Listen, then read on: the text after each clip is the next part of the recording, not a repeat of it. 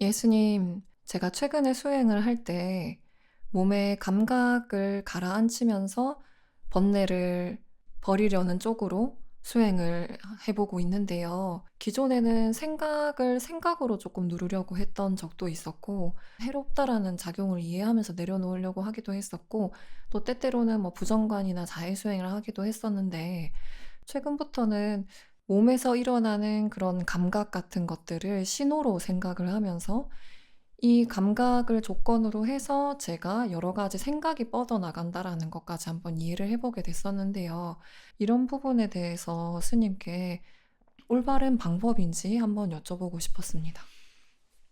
예, 그게 우리가 이제 일상에서 수행을 해 나갈 때 보통 다양한 대상을 접하고 살아가잖아요. 근데 그중에서 내가 좀 좋아하거나 원하는 대상을 만날 때는 마음이 거기에 약간 흥분하거나 좋아하는 쪽으로 가게 되고, 마음에 들지 않는 대상을 만날 때는 보통은 막 이렇게 좀 불편해지고 마음에 어 그런 심장도 좀 뛴다거나 맥박이 빨라진다거나 이런 일이 일어나고, 또 몸에서 그런 긴장감이 또 몸에 긴장이 되는 그런 상황이 발생하겠죠. 그래서 그게 그런 이제 마음이 어떤 대상을 만났을 때 우리 마음이 어떻게 움직이고 생각이 일어날 때 그 생각이 일어나는 그 생각을 알아차리고 거기서 우리가 번뇌를 내려놓는 이런 방식으로도 할 수 있지만, 또 그 생각이 일어났을 때 뭐 욕망이나 성냄이나 이런 생각이 일어났을 때 그때 내 몸에서 일어나는 반응이 있을 수 있단 말이죠.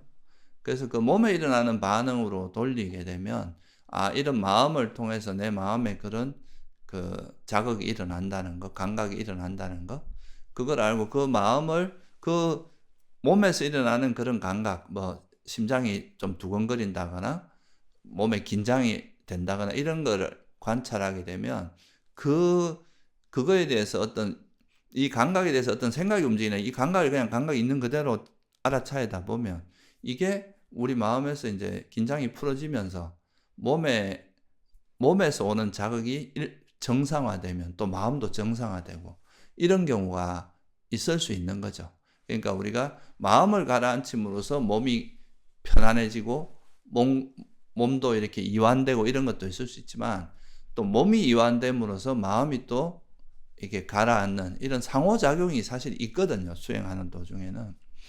그래서 그 어찌 보면은 이게 이제 어떤 우리가 번뇌나 어떤 생각이 일어날 때 분명히 몸을 의지해서 그런 생각이 일어나는 접촉이라는 게 그렇잖아요. 감각 기능을 의지해서 그와 접촉이 일어나면서 이제 의식이 일어나는 건데, 이런 의식이 일어날 때 내 감각, 내 몸의 상태, 몸의 어떤 반응 이런 거를 이제 알아차리고 이거에 대해서 어떤 반응을 하지 않고 그냥 있는 그대로 이 몸의 반응을 알아차리다 보면 이 몸의 반응이 가라앉으면서 마음도 가라앉는 이런 방식으로 하는 것도 수행의 한 흐름이 될 수 있어요.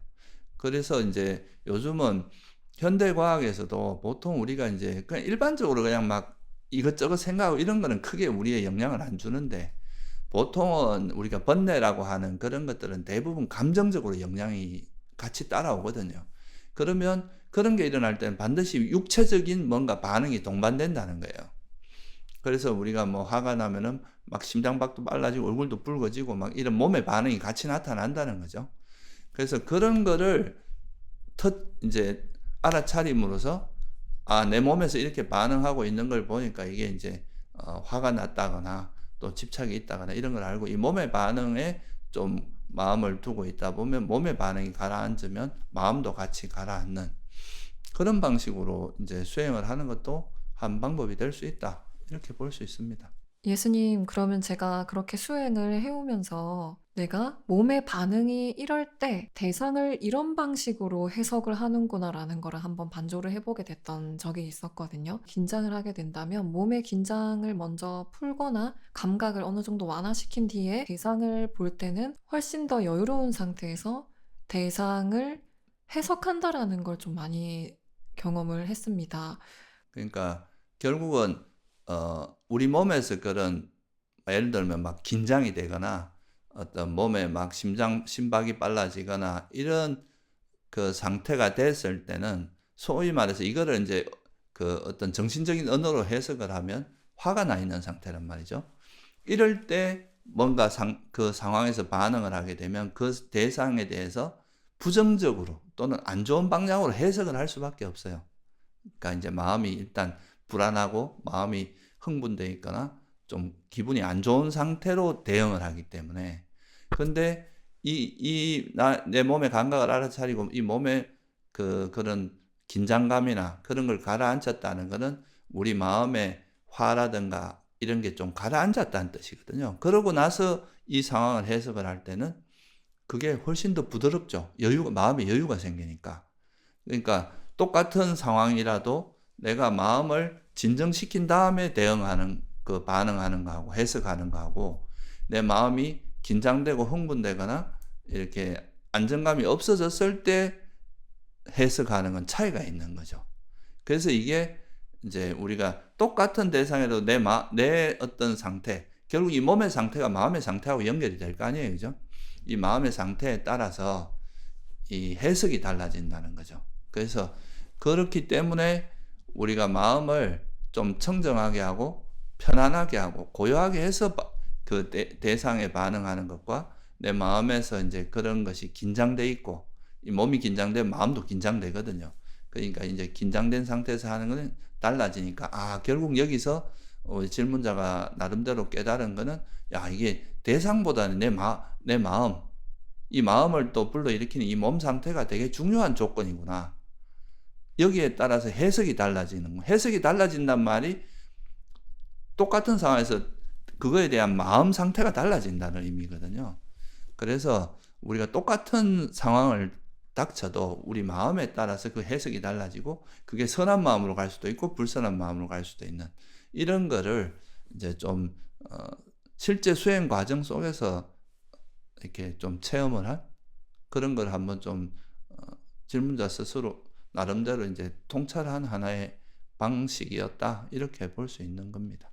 그래서 그거는 나름대로 의미 있는 그런 이제 그거다. 첫째는 이제 이 내 마음 상태, 그러니까 질문자께서는 이 자기의 어떤 그 몸의 반응을 통해서 내 마음 상태를 이제 이해했고 그걸 통해서 내 몸을 진정시킴으로써 마음을 진정시키면서 바라보는 것과 몸의 반응이 진정되지 않은 상태에서 그 대상을 인지하는 것이 이 해석이 다르다. 그게 이제 우리가 마음에 따라서 이거를 이거를 이해하는 그런 똑같은 대상인데도 내 마음 상태에 따라서 이해가 달라진다는 거를 이제 직접적으로 한번 이제 알게 된 거라서 결국은 이제 우리가 대상의 문제라고 한다면은 우리가 완전히 괴로움에서 벗어나는 게 불가능하거든요. 왜냐하면 그 대상은 우리가 원치 않는 대상은 끊임없이 다가올 거니까. 그러면 그때마다 우리는 화를 내고 그때마다 마음이 동요가 되고 이래 될 거 아니에요. 근데 이 대상이 어떤 형태로 있든 간에 우리가 여기서 어떻게 이 대상을 해석하고 어떻게 반응하냐에 따라 달라진다면 우리 마음을 이것을 해석하고 반응하고 이해하는 방식을 바꾸면 어떤 대상이 와도 내 마음은 평온하게 유지할 수 있잖아요. 거기서 거기에 동요되지 않고. 그러니까 이거는 해탈이 가능한 거죠. 그래서 부처님께서 이제 그 집성제에서 왜 괴로움이 왜 일어나냐 했을 때 대상을 이야기하지 않고 우리 마음에 있는 집착 때문이다, 가래 때문이다 이렇게 말씀하셨잖아요. 그게 이제 가장 중요한 포인트예요. 대상보다 마음이 중요하다는 거.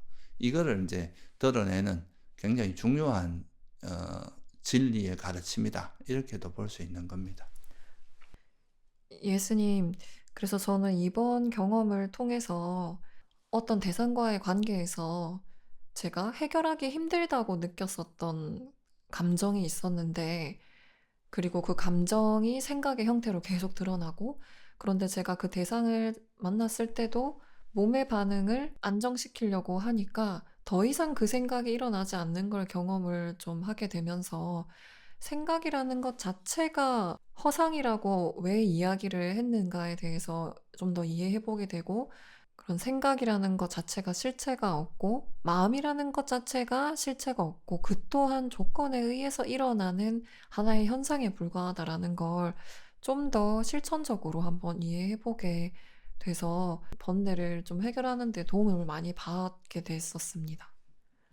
예, 그것도 지금 이제 아까 질문자가 말한 그 분야에서 한 걸음 더 나아간 거라고 볼 수 있는데요.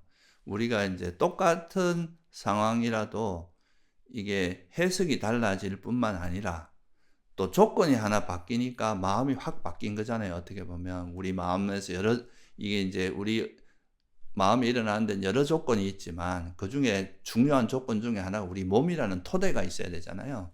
그러니까 이 몸에 대한 토대가 바뀌니까 이 생각이 확 바뀌는 거를 보면서 이 내 마음의 대상보다 마음이 중요하다는 것도 통찰했지만 또 한 걸음 더 나아가 보면 이 마음을 통해서 일어나는 이 마음이 그러니까 물질이 약간 바뀜으로써 물질의 어떤 형태가 바뀜으로써 마음도 바뀐다는 걸 보면 우리가 이 마음에 되게 큰 의미를 부여하고 생각에 큰 의미를 부여하고 이 생각을 좀 대단히 실체화하고 이 생각을 통해서 뭔가를 다 해낼 수 있겠다 이런 쪽으로 우리가 좀 과하게 이 마음의 생각을 하던 것들이 마음이라는 게 이런 사소한 어떻게 보면 사소하다기보다 작은 변화에도 확확 바뀌는 걸 보면 이 생각이라는 것이 정말 이렇게 절대적이거나 이게 뭔가 실체가 있거나 이런 게 아니라 정말 이렇게 상황에 따라서 쉽게 변하는 것이구나.